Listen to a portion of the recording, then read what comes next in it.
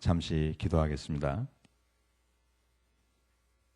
아버지 하나님, 캄보디아에서 한국으로 인도하시고 오늘 아버지 사랑하는 우리 오늘의 교회 성도 여러분과 지난 5년간 아버지께서 베푸신 은혜와 감동으로 주신 약속의 말씀을 나눕니다.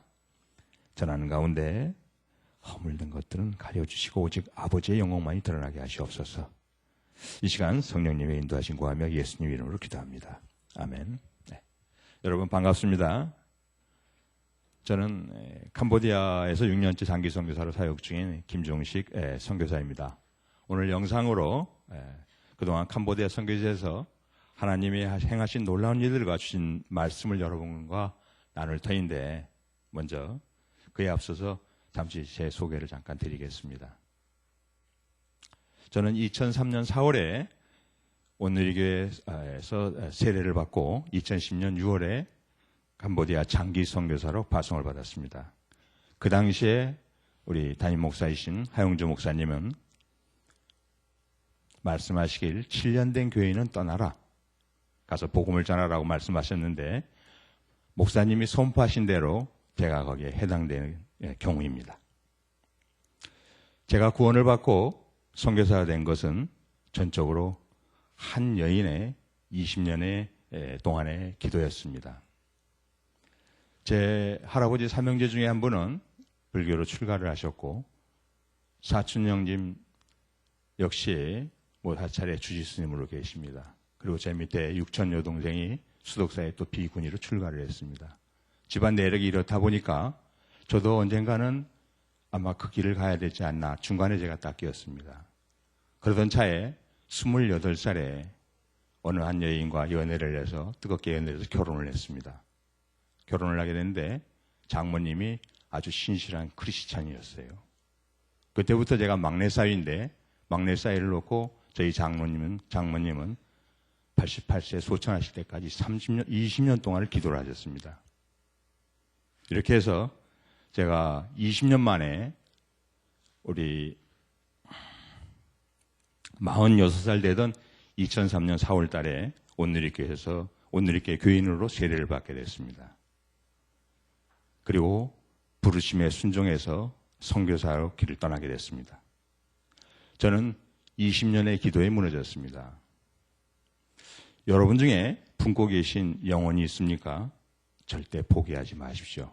여러분의 기도 가운데 하나님이 역사하시고 그때가 되면 그를 구원케 하십니다. 아멘. 2007년 3월에 기도한 중에 저는 캄보디아로 가라는 말씀을 듣게 됩니다.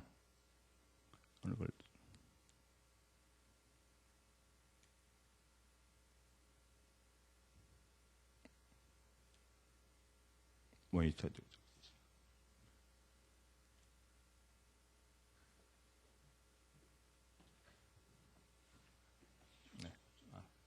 저쪽으로 안 넘어가네. 이건가요?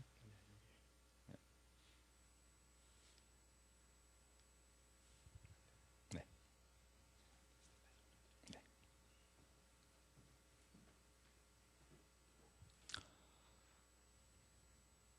화면으로 보면서 그동안 캄보디아에서 하나님이 인도하셨고 어떻게 역사하셨는지를 여러분과 나누도록 하겠습니다. 2001년 3월 달에 기도한 중에 하나님께서 캄보디아로 가는 말씀 생생하게 들려주셨고, 그를 통해서 그때만 하더라도 도대체 캄보디아가 어디야? 캄보디아가 어디 있는 자체를 몰랐습니다. 그리고 그 당시에 숙제처럼 받았던 말씀이 물맷돌 5개라는 사무엘상 17장 40절 말씀이었습니다. 오늘 이 말씀을 나눌 때 그 말씀에 담긴 영적 의미와 그리고 하나님 은혜가 이 자리에 함께한 여러분께 함께하기를 축원합니다. 네. 사무엘상 10장 40절 말씀을 개역 개정으로 다시 한번 우리 한 목소리로 읽어보겠습니다. 시작. 손에 막대기를 가지고 시내에서 매끄러운 돌 5을 골라서 자기 목자의 제구 곧 주머니에 넣고 손에 물매를 가지고 블레셋 사람에게로 나아가니라. 네.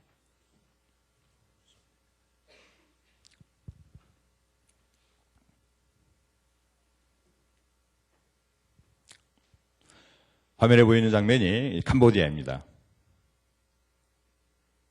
캄보디아는 공식 명칭이 캄보디아 킹덤 오브 캄보디아 왕국입니다. 현재 시아모니 국왕이 통치하고 있고 전체 면적은 남한의 한 1.8배, 인구는 약 1,600만에 가깝습니다. 25개 주가 있고 1년이 건기와 우기로 6개월씩 나눠집니다. 그래서 건기가 되면 비 한 방울 오지 않고 4월이 되면 최고 43도까지 온도가 올라갑니다.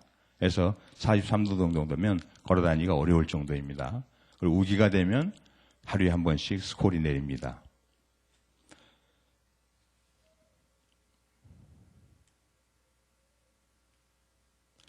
캄보디아를 도착했을 때 성령께서 계속해서 보여주셨던 것들입니다. 화면에 보시게 되면, 가운데 화면을 보게 되면 부처가 있죠. 부처는 산스크리스토어로 붓다란 뜻입니다. 붓다라는 뜻은 깨달은 사람이란 뜻입니다. 근데 부처의 수호신이 보면 뒤에 보게 되면 머리가 7 달린 뱀입니다. 또 알이 들고 앉아있는 그 모습에 부처가 앉아있는데 캄보디아에 도착해서 보니 온갖 사방이 뱀 투성이었었어요. 그것도 머리가 7 달린 뱀. 화면에 보면은 황금색 바탕에 꼬불꼬불한 글자가 있습니다. 캄보디아 숫자입니다. 그 모양이 만들어진 게 다들 뱀의 모양에서 왔습니다. 또 아리를 들고 있는 뱀, 밑에 보면 동그란 형태로 하는데 모이라고 있습니다. 일자예요. 위에 보면은 5을 표현하는 뿌람이란 뜻이고 밑에 보면 뿌람 모이 6을 얘기하는데 다 뱀의 형태의 모양을 가지고 글자가 만들어져 있습니다. 캄보디아 사람들은 머리가 7 달린 뱀을 조상신이라고 믿고 숭배하고 있습니다. 천지가 돌아다니면 모든 게 이 머리 7 달린 뱀 투성입니다.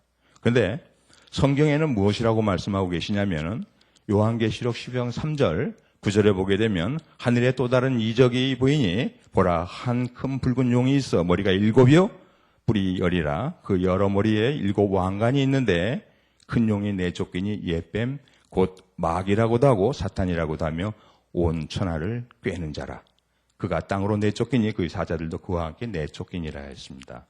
우리가 마귀와 사단에 대해서 성경에 기록되어 있는 내용들이 그 상징적으로 묘사되어 있는 건데 아주 구체적으로 캄보디아에 이렇게 거기서는 신으로 모시고 있었습니다. 더더군다나 부처의 수호신이었었습니다.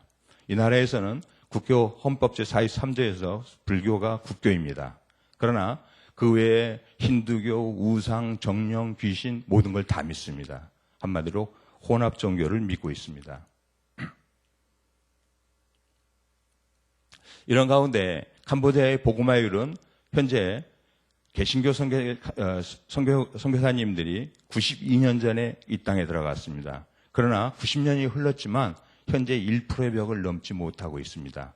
전체 인구 1600만으로 봤을 때 1%면 약 16만 명인데 90년의 역사 가운데 1% 16명이 되지 않고 있습니다. 또 한 가지는 캄보디아가 화면에 보시게 되면 전체 인구의 74%가 34세 미만입니다. 1975년부터 79년 사이에 4년 동안 대학살이 있었고 크메르 루즈라는 공산주의자들에 의해서 약 800만 인구 중에 200만이 사라졌습니다. 그 당시에 개척된 교회들과 크리스찬들은 전원 살해당했습니다. 그래서 캄보디아에 가장 복음을 전하는데 어려움 중에 하나는 우리는 죄에 대해서 고백을 하면 그거에 대해서 회개를 하고 그리고 그에 대해서 죄사함을 받고 구원을 받습니다. 이게 기독교의 핵심 교리인데 이들에게는 이해가 가지 않습니다. 왜냐하면 대학살 사건 때 자아 비판을 통해서 내 죄를 고백했더니 죄값을 물어서 전원이 살해당했습니다. 다시 말씀드리면 죄에 져서 졌다는 걸 고백하는 순간에 죄값을 묻고 죽는다는 뜻입니다.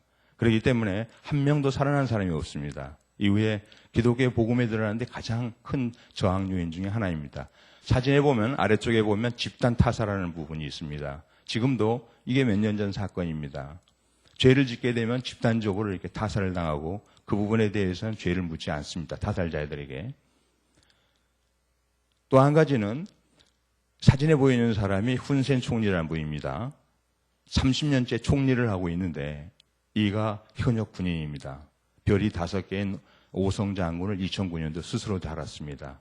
그리고 이 나라에는 장군이 2,200명이 있습니다. 한국은 80만 대군에 장군이 440명이 있어요. 미국은 100만이 넘지만 장군은 750명에 40명, 50명에 불과합니다. 왜 이렇게 많나 했더니 공무원들 전원이 다들 현역 군인들인 거예요. 옷만 갈아입고 있습니다. 이래서 무력에 의해서 전체가 장악을 하고 있는 이런 나라입니다.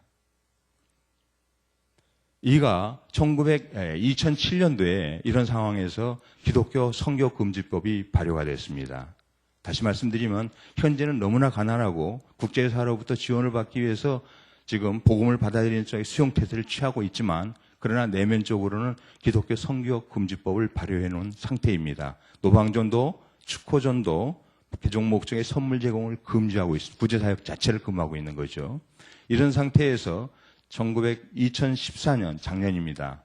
선교사에겐 비자가 없습니다. 저희들이 비즈니스 비자를 갖고 있는데 선교사들에게도 워크 퍼밋, 즉 노동 허가서를 요구합니다. 다시 말씀드리면 어느 시점이 되면 중국이나 베트남식으로 통제하겠다는 뜻입니다. 이런 가운데 현지 교회에 보시게 되면 가운데 사진 좌측에 보게 되면 저런 오두막 같은 게 교회입니다. 예배당이에요. 이런 게 약 2,600개가 전국에 있습니다. 그러나 자립 능력이 전혀 없기 때문에 저희가 초기에 들어가서는 뽕나무와 누에치기를 보급하기 위해서 노력을 했었습니다. 그리고 복음이 전해져도 신앙을 포기하는 게 94%에 이릅니다. 되게 가난해서 바쁜 삶 때문에 무지해서 그리고 복음을 받아들인다 하더라도 과거에 했던 행위들, 우상을 숭배하고 조상신에게 절하고 전통을 유지하는 것들 그대로 답습을 합니다. 밑에 보시는 사진들이 저희가 개척한 교회입니다. 교회 성도들입니다. 그러나 쫄신하면서 캄보디아 설이 되면 모두들 마을을 돌고 있는 스님 앞에 머리를 조아리고 물세를 받고 축복을 받습니다. 다시 즉 배교를 쉽게 한다는 것이죠. 이러기 때문에 90년 역사 속에서 1%의 벽을 못 넘고 있습니다.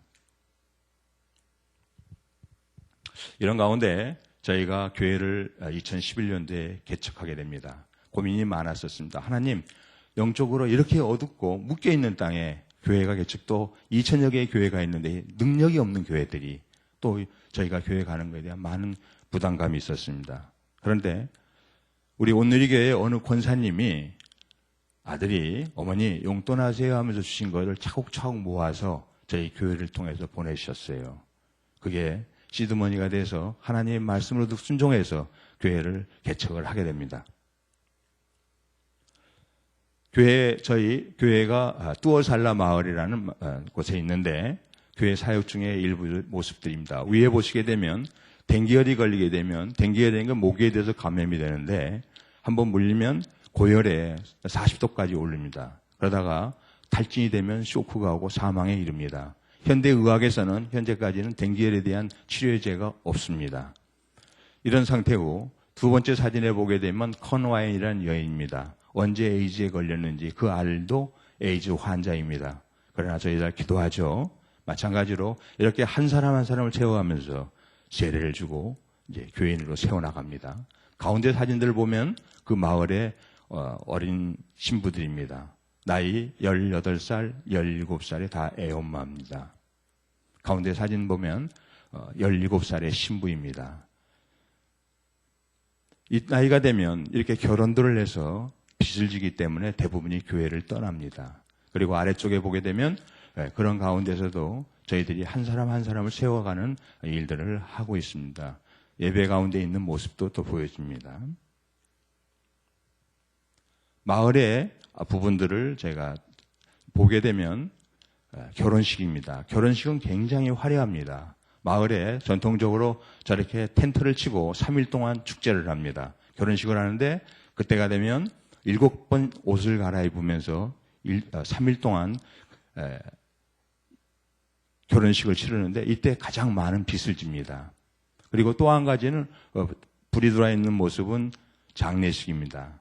절 중심의 공동체이기 때문에 그때 되면 역시 마찬가지 모두가 모여서 장례를 치르고 그리고 또 장례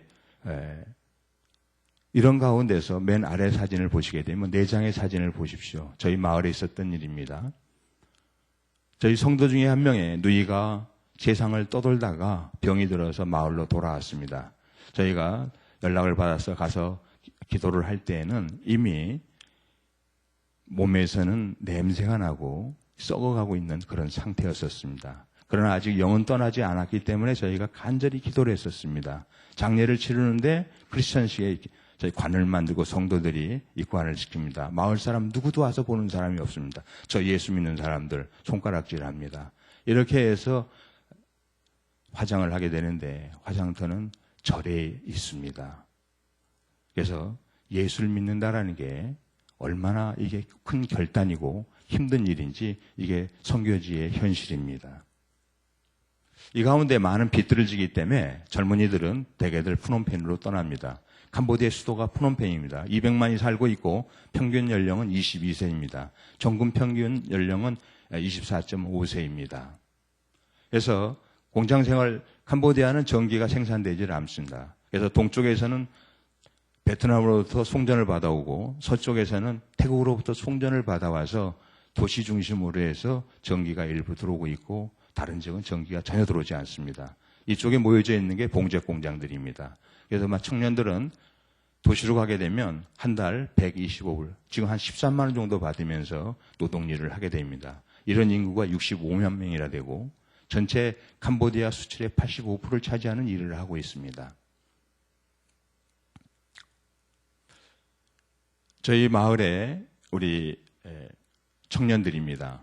캄보디아는 학력이 전체적으로 국민의 73%가 초등학교 미만입니다. 그중에 다니다 많은 사람들이 40%를 넘습니다. 중학교 한 21%, 고등학교는 약 4% 정도 졸업을 했습니다. 대학을 나온 사람이 2%가 안 됩니다. 이런 구성상에서 왜 이런 일이 벌어지느냐? 나와봐야 갈 곳이 마땅치 않습니다. 봉제공장 가더라도 갈 수 있는 게 4대 산업 중에 하나입니다만은 고등학교를 나오나 초등학교를 나오나 급여가 똑같습니다. 기본급여 125불. 그렇기 때문에 당장의 삶이 어려워서 학교를 그만두고 공장으로 갑니다.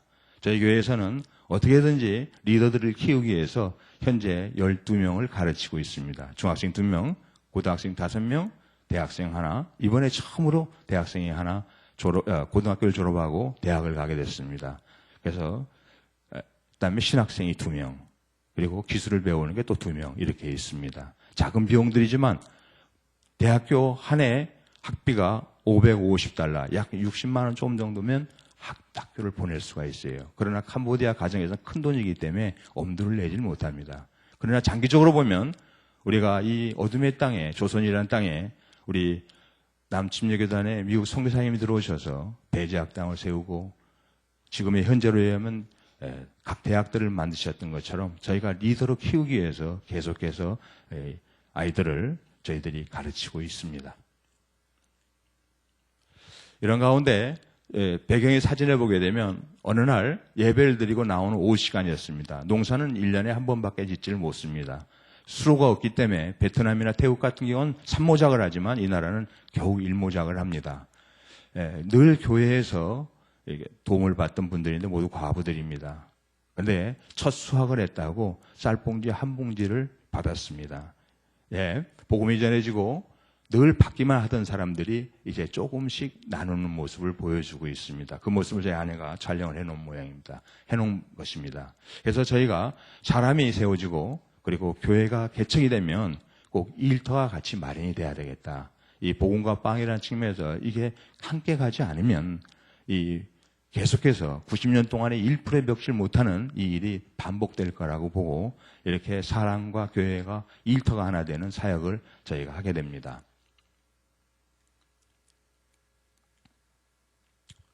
그 중에서 복음을 전하기 위해서 하나님이 지혜를 주셨던 부분입니다. 이 부분에 되게 되면 가운데 사진을 보게 되면 그나마 우기가 되면 저렇게 물이 웅덩이 물이라도 모이지만 우물입니다. 건기가 되면 저마저도 말라버립니다. 그리고 무엇보다도 화장실들이 없어서 대개 10m 안팎엔 대개 지표수들은 건기엔 말라버리지만 되게 오염되어 있습니다. 그나마 그 물이 있기 때문에 그늘을 떠서 생활을 합니다. 성경에 에스겔서에 말씀하시기를 물도 6분의 1흰씩 되어서 때를 따라 마시라 하셨어요. 6분의 1 정도면 우리 500ml짜리 요거보다 조금 이 정도 양입니다. 성경의 말씀대로 하면 이걸 3끼로 하면은 1.8리터. 그래서 현재 유엔에서 보면 약 2리터의 우리 물이 필요하다고 합니다. 우리 몸의 70%가 물이고 혈액의 83%가 수분이에요. 그래서 약 2리터의 물이 공급되지 않으면 우리가 활동하는데 지장을 받는다는 거예요. 그래서 이게 성경에 얘기한 대로 약 600ml인데 이 500ml 물통이 그냥 만들어진 게 아닙니다. 이 물이 없습니다. 그래서 하나님이 복음을 전하는 방법으로서 우물파기에 대해서 지혜를 주셨고 그때 주셨던 지혜를 그림으로 이렇게 메모했던 것을 정리를 해봤습니다. 우리 성경에 보면 이삭이 나오죠. 이삭이 어떤 사람입니까? 아브라함이 100세에 낳은 귀한 자손입니다. 그 이름이 그래서 웃음이죠. 근데 이삭은 이미 20대 때 모리아산에 아버지를 따라가서 그곳에서 번제물 드려지는 과정상에서 여호와 이레 하나님의 영광을 체험한 자입니다. 이 모습은 죽을 줄 알면서도 말씀에 순종하는 예수 그리스도의 예표입니다. 이런 큰 은혜를 받은 이삭이 장성하여 결혼을 해서 삶을 살아갑니다. 그때 창세기 26장 1절에 보면 뭐라고 했냐면 그 아브람 때에 큰 흉년이 들었고 이미 이삭 때에 또 흉년이 들었더라라고 말씀을 하세요. 그때 어떻게 합니까? 하나님의 큰 은혜를 받았던 이삭이지만 그가 애굽으로 턴을 합니다. 아마 우리 인생 가운데 나는 은혜를 받았지만 저희 발목을 붙잡고 있는 건 가족일 수도 있고 자녀일 수도 있어요. 아빠 배고파 하는데 감당해낼 수가 없다라는 거죠. 저는 이 말씀을 통해서 이삭이 생생하게 체험 가운데 와 닿았습니다. 그가 애굽으로 턴을 할 때 창세기 26장 2절에 보면 여호와 하나님께서 무엇이라고 말씀하시냐면 내가 애굽으로 가지 말고 내가 지시할 땅에 머물라라고 얘기를 하십니다. 그런데 이 말씀을 통해서 보면 이미 이삭도 그렇고 아브라함도 그렇고 아브라함도 창세기 12장에 말씀하시기를 본토 친척 아버지 집을 떠나 내가 지시할 땅을 가라고 말씀하세요. 그리고 모리아산으로 부를 때도 역시 내가 지시한 산으로 가라고 말씀하세요. 다 아버지 아들이 말씀에 순종하는 자들입니다. 해서 이삭은 어떻게 합니까? 온 가족을 이끌고 아마 그 흉년에서 떠나려고 했을 때는 이랬을 거예요. 하나님, 내가 은혜를 하나님이 큰 줄을 압니다. 그러나 이제 가족들을 먹여 살리기 위해서 이 흉년을 피해서 잠시 피했다가 다시 돌아오겠습니다. 어쩌면 우리가 신앙을 잠시 접고 어쩌면 교회를 잠시 접는 우리의 모습일지도 몰라요. 그때 하나님 말씀하셨어요. 그 땅에 머물라. 그 땅이 그랄 땅입니다. 블레셋 사람들의 땅이에요. 이삭은 그 땅에 머물었습니다.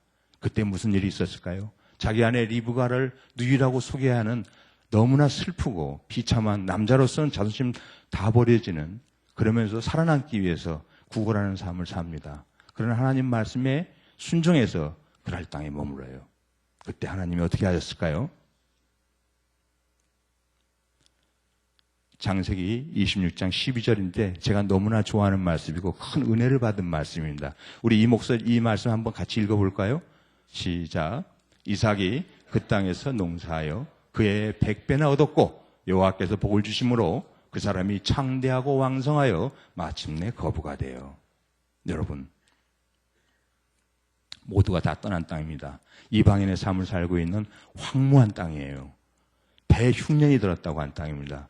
그 땅에 머물 때 하나님이 어떻게 하셨습니까? 말씀에 순복했을 때 그 해에 100배의 수확을 얻게 하셨다고 그랬어요. 여기 100배의 의미가 뭘까요? 여러분, 백화점에 가게 되면 왜 백화점이라고 그럴까요? 1000가지 물건이 있고 10,000가지 물건이 있는데 왜 백화점이라고 부를까요? 왜 1000점도 있고 10,000점도 있는데 아이들이 100점 만점이라고 얘기할까요? 다시 말씀드리면 퍼펙트하다는 뜻입니다. 수치상으로 채울 수 있는 걸 완벽한 거를 상징적으로 100배라고 얘기하시는 거예요. 그 황무한 땅에 100배의 수확을 얻게 하셨다고 그러셨어요. 그런데도 불구하고 하나님이 성이 차지지 않으신 모양이에요. 그 사람이 하나님이 복을 주심으로 그 사람이 창대하고 왕성하여 마침내 거부가 되었다고 하셨어요. 성경 전체에서 한 사람에 대해서 축복하시고 거부를 만든 단 한 번의 기록입니다. 그런데 여러분, 만약에 여러분이 거부가 되면 무엇을 하시겠습니까? 거부라는 게 무슨 뜻일까요? 여기서 100배라고 하면 수치상으로 완전하게 채우셨다는 의미인데 그것도 모자라서 어마어마한 상상할 수 없는 우리가 얘기하는 어쩌면 한 마음속에 꿈꾸고 있는 부자를 만드셨어요. 그때 여러분 무엇을 하시겠습니까?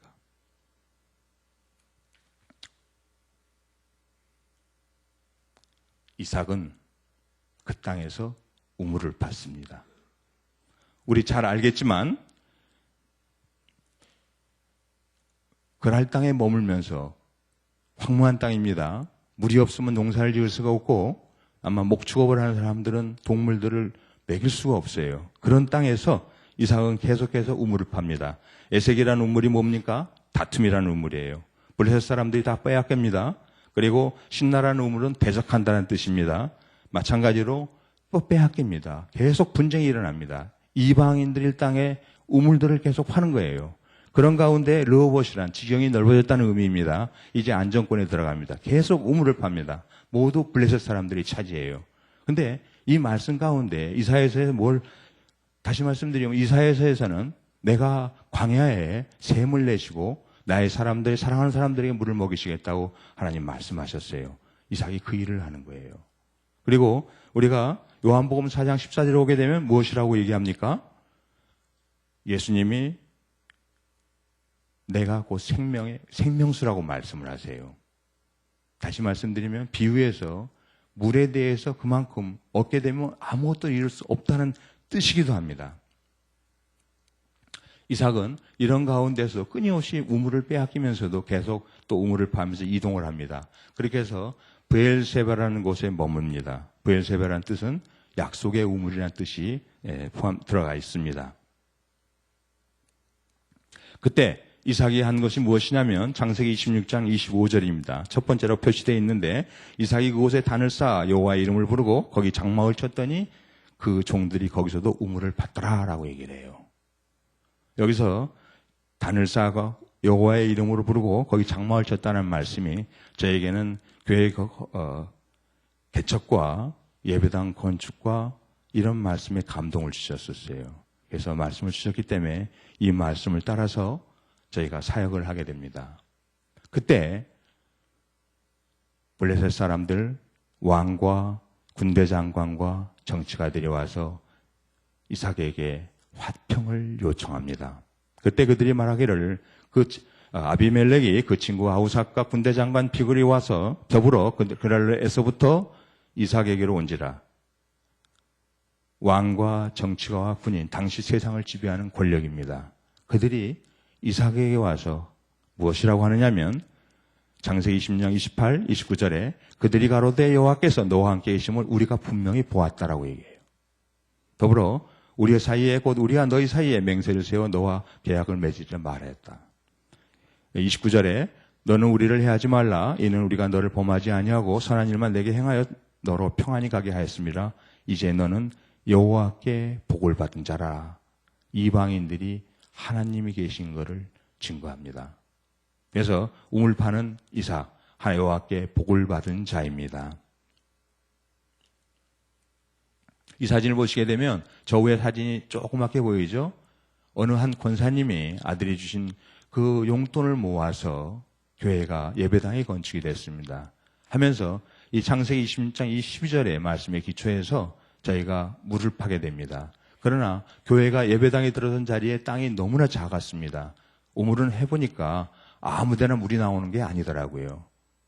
그래서 그런 가운데 교회 옆에 뒤뜰로 가는 작은 통로에서 물을 찾게 됩니다. 요는 저게 뚫어보니까 큰 안반지대였었어요. 우물파기 업자들은 다들 비웃었었습니다. 여기는 물이 나오는 데가 아닙니다. 그러나 판대 또 파고 빤대 또 파고 왜? 반석에서 물을 내신다고 하셨기 때문에 팔수록 기계로 드릴을 뚫어놓는데 하얀 돌가루만 나오는 거예요. 3개월이 걸렸습니다. 거의 미친 사람 소리를 들었습니다. 그러나 하나님이 분명히 물을 주신다 약속하셨기 때문에 뚫었고 거기서 물이 나왔습니다. 사진에 보게 되면 건기가 되면 저희 물이 안반수예요. 한국에서 보니까 안반에 나온 물로 담아서 팔지 않습니까? 제일 물이 깨끗하고 맛있어요. 소문이 나서 여기저기 다 물 들어 들어옵니다. 통들을 보십시오. 멀리서 자전거 타고 오고 오토바이 타고 오고 다 통등이 저게 물통입니다. 그런 가운데 아래 두 번째 사진을 보면 한 여인이 환히 웃고 있죠. 이름이 행잉행입니다. 17살 된 딸이 교회에 나온다고 그렇게 핍박하던 여인이에요. 공장이나 잘 다니라고 이방신 믿는다고 그렇게 핍박하던 그 어머니가 그래도 어느 날 물을 들어왔어요. 물통을 잔뜩 가지고. 그러다 저희를 만났습니다. 기도를 해줬어요. 어떻게 됐을까요? 그 다음 주에 교회에 출석하기 시작한 거예요. 사마리아인 여인이 그게 그냥 얘기가 아니에요. 그 이후에 그 여인이 1대1을 받고 세례를 받고 1대1 제자 훈련을 좀 받은 모습인데 이후에 어떻게 됐을까요? 가장 마을에서 열심히 전도하는 여인으로 바뀌었습니다. 이후에 계속해서 복음이 전해주신 곳은 계속해서 저희가 우물파기를 하기 시작했습니다. 현재 제가 파송된 지 64개월이 됐는데 78개를 뚫었습니다. 한 달에 1개 이상을 뚫었어요. 뚫을 때마다 저희가 주로 학교들을 많이 뚫었는데 뚫을 때마다 그곳에 복음이 전해집니다. 가운데 보시게 되면 캄보디아 학교들은 다들 절 안에 학교가 있습니다. 기본교육을 절이 담당하고 있기 때문에 전기가 안 들어오니까 스피커를 크게 답니다. 스님들도 마찬가지로 경할 때 스피커 달고 온 동네방네에다가 경을 합니다. 저희가 복음 전할 때 스피커를 달고 그리고 누가 이 일을 하셨냐라는 거예요.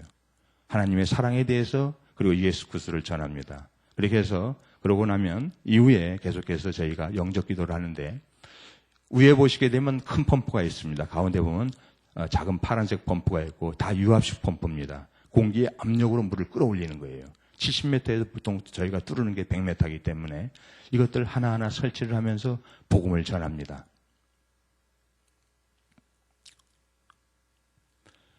올 2월 달입니다. 보게 되면은 캄보디아 정부에서 국가재건훈장 메다이 미어라에서 금장을 받게 됐습니다. 그러나 선교사인 저희가 받을 일이 없고 그래서 우리 양재 공동체에 후원해 주셨던 분들이 몇 분이 구정대에 들어오셔서 훈장을 받고 감사장을 받는 모습인데 위에 보면 캄보디아 국가가 울려 퍼지고 지역의 리더십들이 전체가 모이고 그런 속에서 나름대로는 굉장히 군대 조직이기 때문에 그 위계 질서가 분명합니다. 이런 가운데 훈장이 수여되는데 밑에 보시게 되면 하얀 종이에 저희는 기록해 놓지 않았지만 우리 사역자를 통해서 제출이 된 게 공적조서입니다. 저희가 몇 메타 그동안 뚫었던 우물이 쫙 기록되어 있는 거예요. 이들은 3년을 외국인을 지켜본다고 합니다. 저게 분명히 선교사고 저희는 뭐 비즈니스 잘 갖고 있습니다만은 그런데도 불구하고 저희가 일괄되게 일을 하니까 그런 가운데서 이들이 인정하기 시작하는 거예요. 저 위에 사진을 보게 되면 우리 훈장을 받고 있는 우리 양재 공동체에 지금은 이제 목사님 되셨습니다. 양승철 집사님이었는데 저 뒤에 보면은 파란 바탕에 현수막이 걸려 있어요. 위에는 캄보디아어로 브레아 예수 스롤란 레약이라고 써져 있습니다. 밑에 영어로 Jesus love you. 훈장 수여식인데 저희가 현수막을 만들어서 하나님이 당신을 사랑합니다. 이걸 걸어놓고 복음을 전합니다. 이때 아니면 하나님이 지혜를 주셨기 때문에 계속 우물을 팔 수 있는 기회를 주셨고 그리고 뚫는 곳은 물이 나왔었어요. 말씀드렸지만 이삭이 너무너무나 전 실감이 났었어요. 아무데나 뚫는다고 물 나오지 않습니다. 그것도 70m, 80m를 뚫어야 되는데 근데 이제까지 한 번도 막힘없이 가는 곳에서 물이 떨어지게 하였고 물이 나오게 하셨어요. 그래서 오늘 우리 온누리교회 30주년을 위해서 장기 선교사로서 초청이 있어서 한국에 들어오게 됐습니다. 그때 그동안에 지방정부 그다음에 학교에서 주신 감사장들을 한 가방을 치고 왔습니다. 이렇게 해서 우리 맨 위에는 이천감리교회 분이에요. 저희 온누리교회가 아닙니다. 이번에 관계없이 너무나 감사해서 전해드렸고요. 저 위에 보면 우리 온누리교회 양재 공동체의 두보라 다락방장님도 계시고 권사회 회장님도 계시고 여러분들 계십니다. 이렇게 해서 감사의 마음을 전해드렸고 밑에 있는 여러 명 나와 있는 건 여기 수원에 새생명 봉사단이라고 여러 감리교 쪽에 모여서 봉사하시는 분들이 있어요. 이분들에게도 전해지고 그리고 또 한 가지 이렇게 해서 우물 파기가 계속되고 있습니다. 그래서 우물을 통해서 하나님이 역사하시고 이삭이 하셨던 그 축복으로 어디든지 물이 나게 하시고 생명을 구원하게 하셨으며 그를 통해서 계속해서 영적 기도하는 큰 하나님의 일하심이 현재까지 계속되고 있습니다. 그리고 이제 두 번째로 본 하나님이 주신 은혜 중에 하나가 이 보시게 되면 책입니다. 간증 책자인데요. 거기 써져 있는 게 표지에 그년 반주 뿌려야 예수라고 써져 있습니다. 나는 예수님을 만났다라는 책입니다. 이 책을 보게 되면 여러 사람의 간증이 나와 있습니다. 커나이라는 여인, 눈세라는 남자, 위에는 다 캄보디아어고 아래 사진이 있고 밑에는 한국어로 요약이 되어 있습니다. 위에 커나인의 예입니다. 환란 가운데 이 여인이 에이즈에 걸렸고 그런 가운데 언제 걸린지를 모릅니다. 그런데 그에게 손녀가 태어났는데 3년 전에 벙어리에 안전병이에요. 얼마나 이게 처절한 삶입니까? 동네에서 저 예수쟁이 다 손가락질합니다. 그런데 그 여인이 그러나 저희 교회에서 가장 성경을 열심히 읽는 여인입니다. 5시간 되면 저희가 구약 한 번, 신약 두 변을 일독표에 의해서 1년이면 읽을 수 있는데 제 아내 선교사가 계속해서 지도하고 있습니다. 가장 성경을 많이 읽는 여인이에요. 어느 날 마태복음 9장을 읽다가 감동이 왔어요. 그렇게 해서 기도를 했습니다. 손녀를 위해서. 자기 삶이 너무 척박한 가운데 어떤 일이 있겠습니까? 안진병이요 벙어린 그 딸이, 그 손녀딸이 말을 한 거예요. 그리고 걸었습니다. 초대교회의 역사가 그대로 나타난 거예요. 이때는 눈쓰레라는 남자입니다. 마을에 저희가 갔을 때 선교사가 왔다고 기도를 해달라고 가게 됐습니다. 3개월 전에 가기 전에 10살 된 아이가 갑자기 말을 못하고 혀가 굳어서 뻣뻣하게 음식을 못 먹어요. 그냥 미음을 떠넘기고 있더라고요. 그렇게 3년이 돼서 뼈만 남아 있었어요.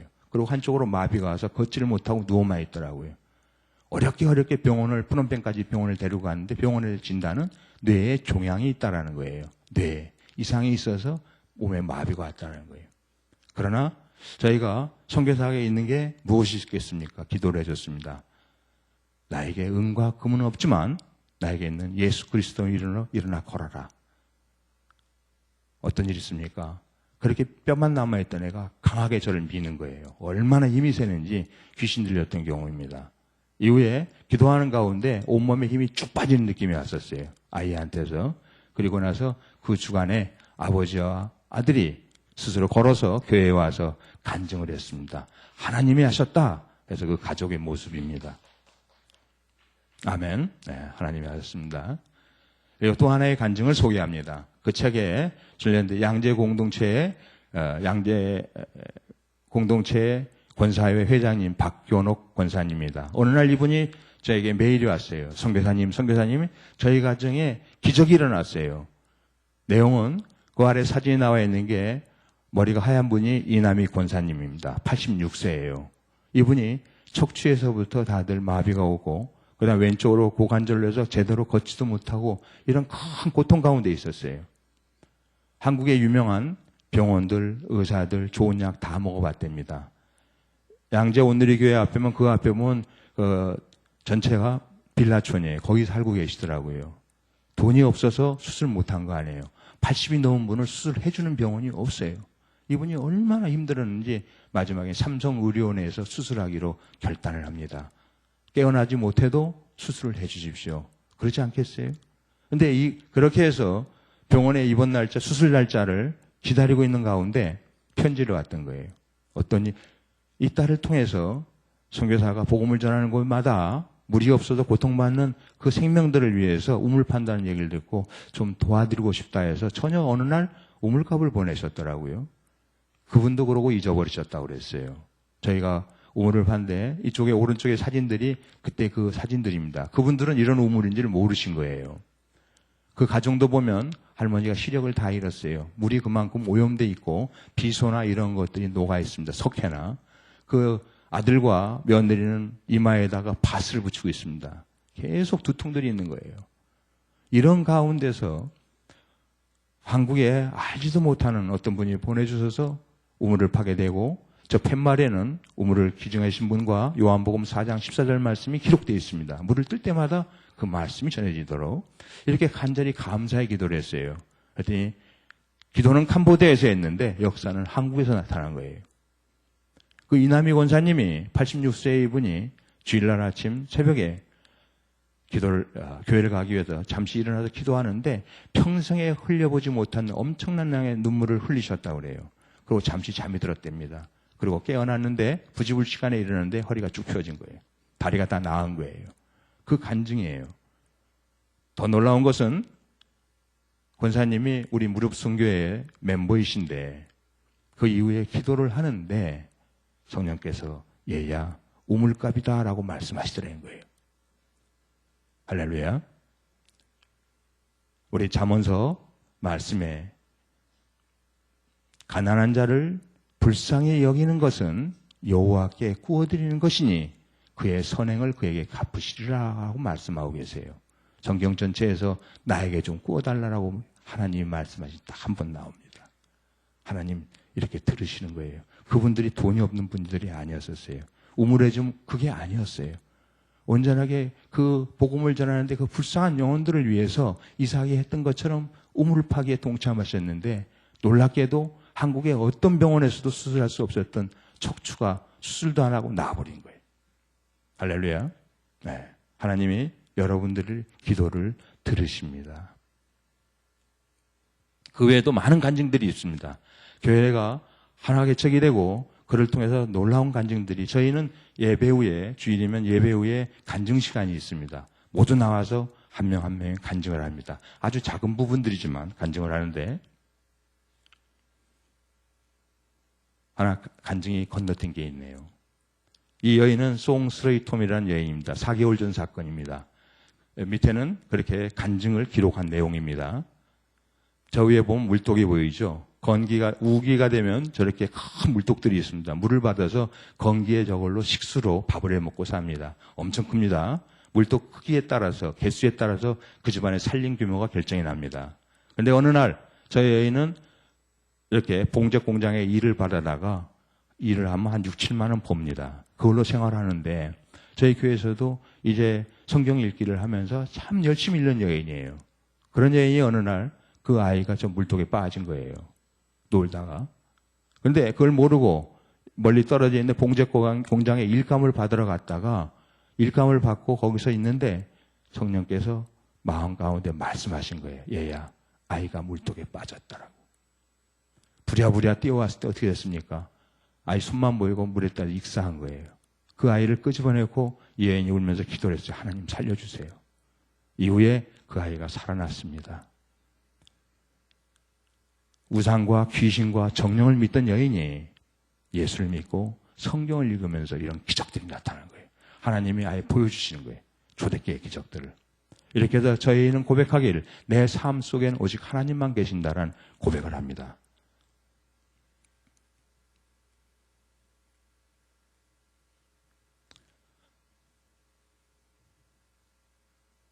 이런 가운데 올 여름에 아울리치 때 우리 온누리교회 양재 공동체 JDS 예수제자학교 주간반 10명의 학생들이 모두 주부들이죠. 주간반 10명의 학생들이 아울리치를 오게 됐습니다. 그때 기도할 때 하나님 8박 10일인데 이분들과 무엇을 해야 합니까? 인도하심을 구했을 때 내가 만난 예수를 간증하라 해서 아까 말씀드린 그 책이 만들어지게 됩니다. 그래서 5개 마을과 2개 교회와 2개 학교를 돌면서 저희가 간증 전도 집회를 했습니다. 한국에 오신 분 전원이 다 간증을 했습니다. 그때 상황에 맞게끔 하나님이 간증자를 세우셨어요. 저희가 우리가 통역을 하면서 말씀을 전했을 때 어떤 일이 있습니까? 저들도 손에 들고 있는 것들이 다들 금방 말씀드렸던 근연반주 뿌레야 예수라는 그 책자입니다. 이 책인데요. 다들 가지고 오셨더라고요. 캄보디아는 불악에 밀집되어 있지 않습니다. 먼 광야 끝에 집이 하나하나 띄엄띄엄 있어요. 온도는 거의 40도 육박합니다. 모임이 있다고 한 장소에 모이기가 쉽지 않아요. 그러나 이것들을 가지고 오셨더라고요. 이렇게 해서 저희가 5개 마을과 2개 학교와 2개 교회에서 이 간증 전도를 했을 때 1,500여 명이 영접 기도를 받았습니다. 그 가운데 저 위에 제가 기도하고 있는 가운데 저 마을은 발랑 마을이 베트남 국경에 가깝습니다. 너무나 환란이 커서 폭격을 많이 당하고 마을 전체의 60% 이상이 과부들입니다. 그중에 한 여인에게 기도를 해주는데 그분이 억군찌란 하는 거예요. 그 뜻은 감사합니다는 최상의 표현인데 그게 통변이 되어 들리는 거예요. 왜 이제 왔어요? 왜 이제 왔어요? 라고. 그래서 하나님은 땅 끝까지 이르러 복음을 전하신 대로 보내는 이유가 있으시더라고요. 기다리고 있었던 거예요. 그 환난 속에 살면서 이제 영적 기도를 받으면서 새 생명을 거듭나는 것을 여인들이 고백을 합니다. 또 한 가지는 캄보디아의 젊은이들 평균 나이가 25세가 안 됩니다. 72만 명이 주변 국가의 노동자로 나가서 일하고 있습니다. 하나님이 지혜를 주시고 은혜를 주셔서 가운데 보시면 굿뉴스.하우스라는 도메인을 제가 확보했습니다. 그래서 그냥 읽으면 복음의 집인데 역시 마찬가지로 사도행전 10장 31절 말씀을 먼저 주셨었어요. 주 예수를 믿어라. 그리하면 너와 내 집이 구원을 받으리라. 거기서 하우스라는 단어가 세상에 하우스라는 도메인이 있는 거 처음 알았습니다. 유일하게 예비되신 거를 확보를 해서 지금은 블로그에 연결을 해놨습니다. 간증들이 사진과 함께 다 올라가기 시작했어요. 그래서 70만 명의 주변 국가에서 다들 스마트폰이 있습니다. 예수를 만날 수 있도록 간증을 통해서 해서 이렇게 SNS 시대에 맞게끔 새로운 지혜를 주셨고요. 이어서 세 번째로 지혜를 주신 것 중에 하나가 직업 선교입니다. 바울은 고백하길 내가 종으로 있을 때 부르심을 받았느냐 염려하지 말라. 그러나 내가 자유롭게 될 수 있거든 그것을 이용하라 했어. 그것이 무엇입니까? 여러분에게 주신 은사들이고 달란트고 또한 직업이기도 합니다. 바울은 그것을 통해서 당대 최고의 엘리트에 있던 그가 노동 일을 하면서 복음을 전합니다. 저는 이 말씀에 기초해서 우리 청년들이 어떻게 하면 봉제공장 가지 않고 내가 받은 은혜를 예수를 전할 수 있을까 고민하다가 이 헤어카트라는 걸 보게 됐습니다. 이 보시게 되면 저희 캄보디아인들의 일반적인 이발 모습입니다. 길거리 담벼락에 비만 피하게 이렇게 해놓고 머리를 깎아주면 걸리는 시간은 15분에서 20분을 안 넘깁니다. 깎아주는 건 제 머리가 이게 1불짜리입니다. 1,000원. 1,000원이면 머리 깎아요. 그 대신 머리 안 감겨줍니다. 건기에 물도 없지만 1,000원 머리를 감겨주려면 다시 일부를 더 내야 됩니다. 이걸 보면서 그래 머리는 돈이 있으나 없으나 다 잘한다라는 거예요. 남자는 한 달에 한 번 정도 머리를 깎아야 됩니다. 여성들을 보니까 3달에 한 번 정도 솎아내더라고요. 그래서 이 남녀 커트에 대해서 설교 중에 제가 직업 선교에 대해서 설교하고 있는 예화를 드는 겁니다. 지금 위에 사진 흑백 사진을 보면 350년 전만 하더라도 캄보디아인들 머리가 짧았어요. 지혜로운 거죠. 더운 나라에 긴 머리를 짧은 머리로 이렇게 했는데 약 95년에 프랑스 지배를 받으면서 문화라는 걸 접촉하면서 패션이 들어옵니다. 머리가 길어지고 그거를 결론은 어떻게 됐습니까? 지금 우리 청소년들입니다. 교회에 다 머리에 이가 있습니다. 바글바글해요. 때때로는 이렇게 안으면 비린내가 나요. 몸에서. 너무 씻지를 잘 못하니까. 그리고 이들이 있어요. 그래서 제가 가운데 사진에 보면 오드리 헵번이죠. 로마의 휴일에 나왔던 한 장면을 프린트해서 제가 보여주면서 공주였던 이 여인이 이렇게 짧은 머리를 바꿨다. 너희들도 생각을 바꿔라. 그래야 이가 없어지고 이거 그 다음에 밑에 보면은 코코 샤넬입니다. 당시에 긴 롱드레스의 여자들의 걷는 보행을 부자연스럽던 걸 샤넬은 아랫부분을 잘라버려서 여성들에게 보행의 자유를 줬어요. 이 여인이 고아원에서 자랐습니다. 그때 받은 기초로 받은 봉제 기술이 패션 디자인을 만든 거예요. 생각을 바꾸면 변화를 갈 수 있고 그걸 제가 설명하고 있는 머리를 짧게 자르라는 걸 설명하고 있는 부분입니다. 이렇게 해서 봉제 공장 가면 125불, 12만 5천 원 정도 받지만 한 2배 정도 수입을 받을 수 있다는 설명하고 있고요. 왜냐하면 그 밑에 보면은 담벼락에서 카엔이라는 사람은 이렇게 한 달에 400불 이상을 벌어요. 1불씩 받으면 15명에 20명을 깎습니다. 시간은 한 5시간 안 걸립니다.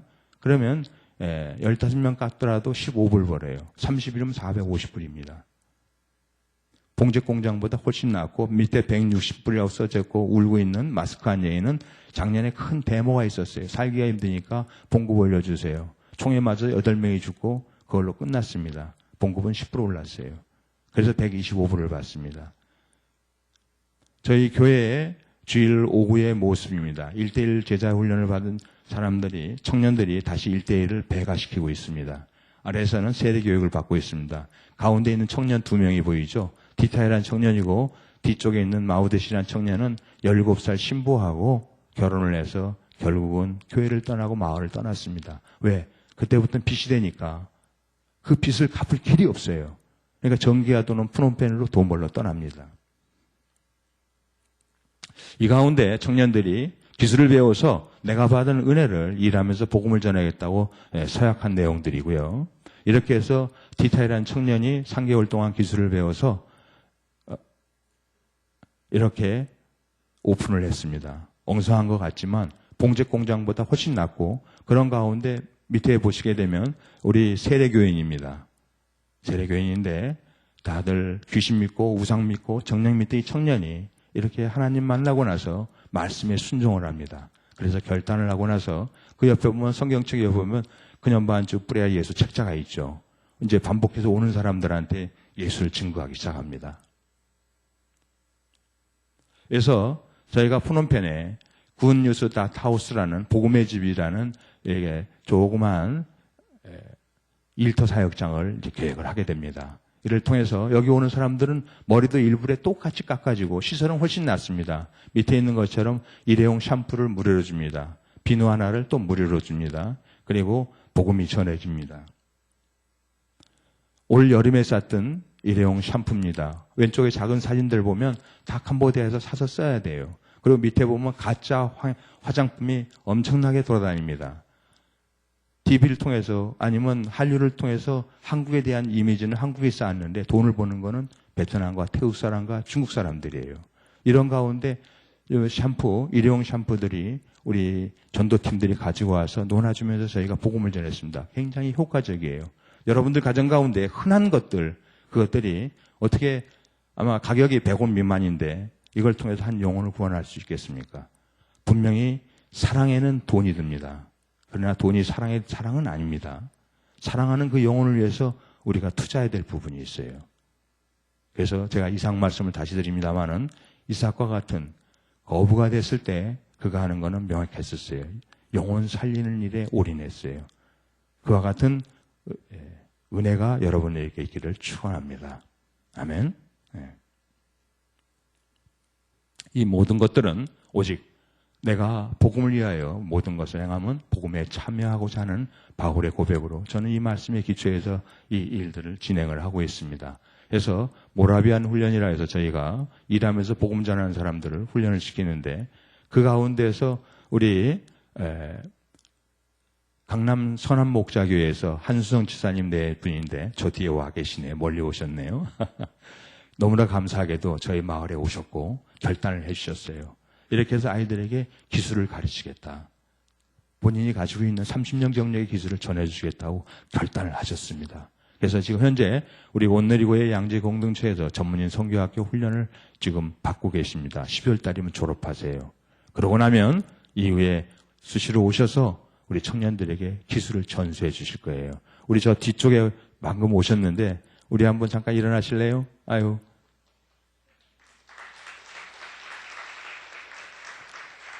우리 여러분 인생 가운데 때때로 하나님이 부르실 때 있을 때 순종하십시오. 그때 하나님 축복하십니다. 이후에 저희가 선교 편지를 보고 미국과 한국에서 여러 곳에서 여러 가지 기구들을 보내주시기 시작했어요. 이렇게 해서 하나하나 모인 것들이 지금은 많이 모였습니다. 해서 1호로 뿐만 아니라 헤어커트에 대해서 거긴 교재가 없기 때문에 아내와 학생들이 교재를 만들어서 번역을 해서 저희가 교재를 만드는 모습이고요.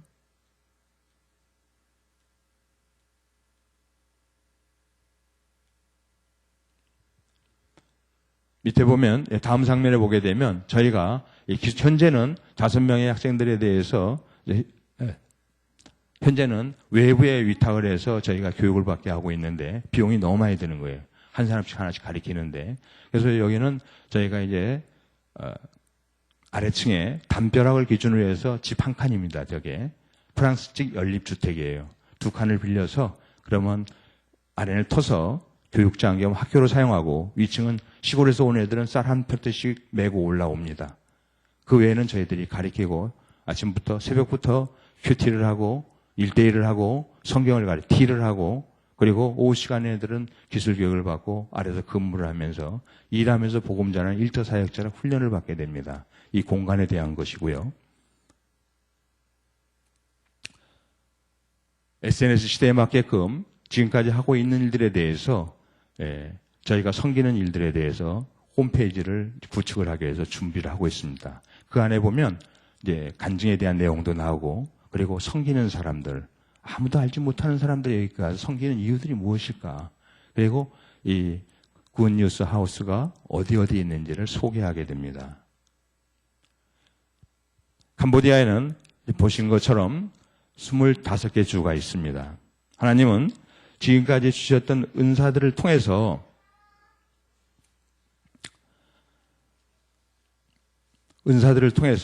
계속해서 복음을 전하는 방법들에 대해서 지혜를 주셨습니다. 저희가 캄보디아를 떠날 때 주셨던 말씀이 잠언서 말씀이었는데 너는 전략으로 싸우라 승리는 지략의 많음에 있느니라는 말씀을 주셔서 그때는 이게 무슨 뜻인지를 정확하게 몰랐습니다. 그러나 저희가 사역을 하면서 하나하나를 통해서 하나님이 왜 전략과 지략에서 말씀하시는지 그거를 깨닫게 됩니다.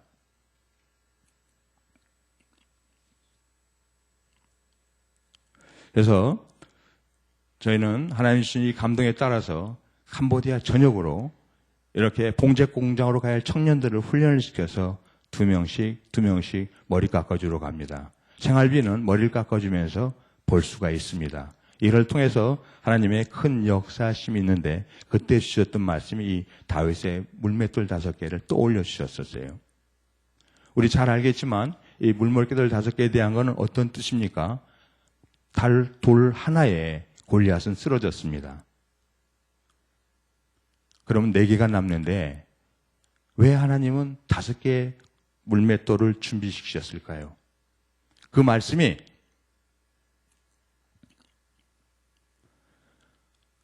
먼저 주셨던 말씀은 골리앗이 등장했을 때 이스라엘 사람은 골리앗 보고 다 도망갔더라 했던 거예요. 그러나 다윗을 통해서 골리앗이 쓰러졌을 때 어떤 일이 벌어집니까? 이번엔 반대로 블레셋 사람들이 다 도망가 버립니다. 저는 이 말씀을 통해서 깨달아지 물맷돌 5개를 준비하신 이유는 누군가가 또 대적할 자들이 있었구나라는 거예요. 이 말씀에 대한 것이 우리 사무엘 하에 나옵니다. 21장에. 여기에 보게 되면 골리앗의 아우 라움이라는 아예 이 골리앗의 아웃이라고 명시되어 있습니다. 거인이 나옵니다. 이스비브노임이라는 거인이 나옵니다. 뿐만 아니라 삽이라는 거인, 손가락, 발가락이 각각 6개씩 달린 기형 거인, 24개나 달린 거인들이 등장을 합니다.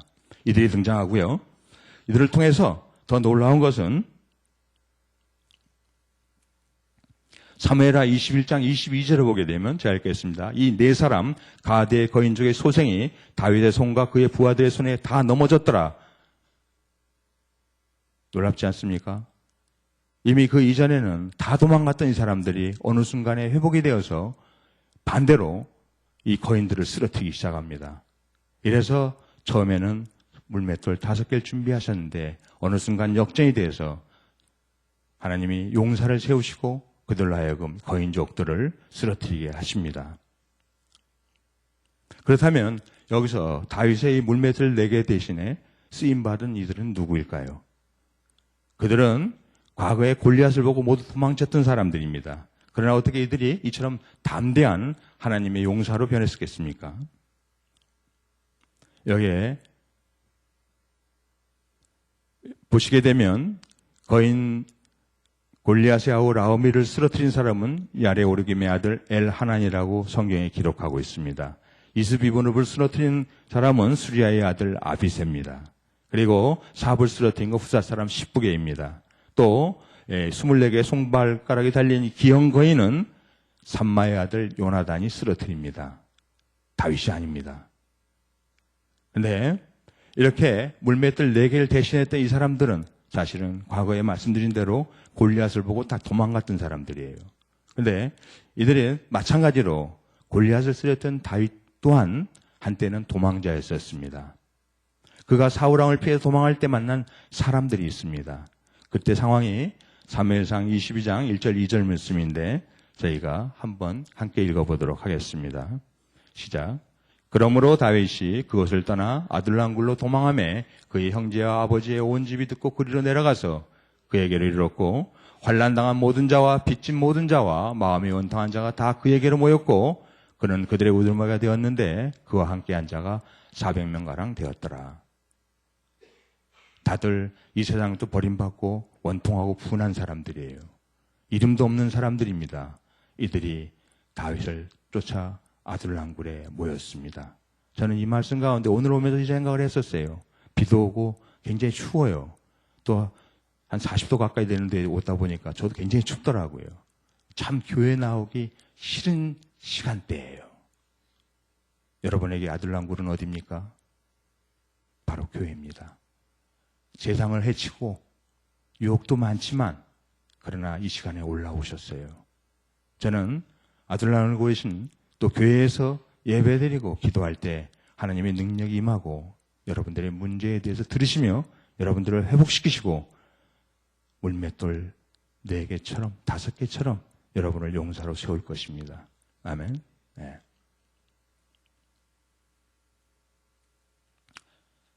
그러나 전쟁은 이것으로 끝난 게 아닙니다. 여러분 블레셋 성경을 자세히 보시게 되면 블레셋 사람 골리앗이 나올 때는 그 앞에 수식어가 있어요. 가드 사람, 가드 사람, 가드 사람. 그래서 블레셋이라는 뜻은 이방인을 의미합니다. 이방인 연맥이 5개 족속으로 구성되어 있어요. 그래서 여호수아 13장 3절에는 블레셋의 5 통치자라고 아예 명확하게 말씀하고 계세요. 5 통치자가 무엇입니까? 5 국가요? 5 왕이에요. 그래서 가드 족속과 아스돗 족속과 아스글론 족속과 가사 족속과 에그론 족속입니다. 가드 족속에 바로 우리가 얘기하고 있는 골리앗과 네 거인이 다 가드 족속이에요. 모두 다 앞에 가드라고 명시가 되어 있습니다. 이후에 전쟁은 계속됩니다. 이때는 다윗이 30세 왕이 된 이후의 사건들입니다. 그러나 이때 대적하면서 마침내 어떤 일이 생깁니까? 그 후에 다윗이 블레셋 사람들을 쳐서 항복을 받고 블레셋 사람들의 손에서 가드와 그 동네를 빼앗고 라고 말씀하고 계십니다. 완전히 진멸시키세요. 여러분들의 문제를 완전히 무너뜨린다라는 거예요. 저는 이 말씀을 통해서 하나님 주신 은혜 가운데서 캄보디아를 왜 갔을 때 블레셋에 5개 도를 준비하라고 하셨는지를 깨닫게 됩니다. 이게 인도 차이나 반도입니다. 가운데 호수가 있는 게 캄보디아입니다. 이게 저에겐 가드예요. 그리고 또 위쪽에 2번, 3번, 4번 번호는 관계없이 여기 5개가 묘사되어 있습니다. 라오스, 미얀마, 베트남, 태국. 이 5개 나라가 바로 블레셋의 전쟁터예요. 복음이 들어간 지 100년이 넘지만 1%의 벽을 넘지 못합니다. 인도 차이나 반도를 무엇이라고 하시는지 아십니까? 태국 같은 경우는 캄보디아의 무덤이라고 부릅니다. 그렇게 복음이 전해지기가 힘이 들고 계속해서 희생이 따르는 거예요. 근데 이 땅에 대해서 정복하라. 전쟁은 여호와께 속한 것이다라고 사무엘상에 말씀하신 대로 그리고 방법을 바꾸라는 거예요. 이렇게 해서 시작된 이 블레셋 물맷돌 5개에 대해 주신 말씀이 어떤 방법으로 했을 때 보십시오. 주변 국가들 멀리는 인도, 미얀마, 라오스, 베트남, 태국도 마찬가지입니다. 다 머리 깎는 건 길거리에서 깎는 거예요. 아, 이렇다. 이게 바로 블루오션이었었어요. 하나의 물맷돌이 될 수 있는 거예요. 이미 그것이 우리 캄보디아에서 시작됐어요. 교회 청년들을 중심으로 해서. 그들이 기술을 배우고 그들이 나가서 복음을 전하는 거예요. 생활비를 버는 거예요. 그래서 이런 이제 지혜를 주셔서 지금 이 사역이 계속해서 진행이 되고 있습니다. 그래서 이제 말씀을 마칠 터인데 저는 여러분에게 또한 한 분 한 분들이 재능의 물맷돌이 되어주시고 기도의 물맷돌이 되어주시고 또한 후원에 대한 물맷돌이 되어주시고 재정에 대한 물맷돌이 되어주셔서 하나님이 여러분들을 회복시켜서 담대하게 다윗과 함께하는 용사를 만드신 것처럼 복음의 현장을 기억하시고 그 물맷돌을 던져주시길 바랍니다. 이를 통해서 인도 차이나가 블레셋 왕국이 무너지고 복음이 전해질 것입니다.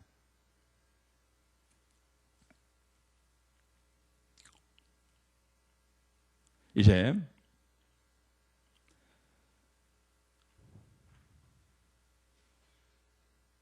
제가 잠깐 기도할 테인데요. 이미 말씀드린 대로 지금 캄보디아에는 일하면서 복음을 전하는 이 일터 사역자들을 훈련시키기 위한 직업기술학교가 준비 중에 있습니다. 여러분 한 분 한 분이 재능의 기부의 물맷돌, 기도의 물맷돌, 물품의 물맷돌, 재정 후원의 물맷돌이 되어 주십시오. 오늘 저는 지난 5년 동안 캄보디아에서 하나님께서 행하신 일들을 여러분께 전했습니다. 그리고 그 편한 선교지를 기억하시고 캄보디아 같이 선교의 문이 닫히기 전에 캄보디아 전역으로 복음이 전해지고 곳곳에 일터교회가 개척될 수 있도록 5 거인을 쓰러뜨린 다윗의 용사들과 같이 한 분 한 분 귀하게 쓰임받기를 축원합니다. 이제 말씀을 마치고 기도하겠습니다. 하나님, 어린 다윗을 통해서 물맷돌 5개를 준비케 하신 대로 또한 오늘 오직 아버지 말씀에 순종했던 이삭처럼 오늘 예배 가운데 함께한 이들을 축복하시고 기쁨 가운데 인도 차이나 반도 5나라로 복음이 전진하게 하시옵소서. 오늘 예배 가운데 주신 은혜와 감동으로 캄보디아의 일터 사역자 훈련하는 직업기술학교가 세워지게 하시고 사원 안에 있는 학교 오물파기와 간증책자 보급과 해외에서 일하는 72만 명의 캄보디아 젊은이들에게 복음 전하는 굿뉴스하우스 스마트폰 홈피가 만들어지게 하시며 두어살라 마을 교회 장학생 12명의 학비가 끊임없이 공급되도록 역사하시옵소서. 예수님 이름으로 기도합니다. 아멘.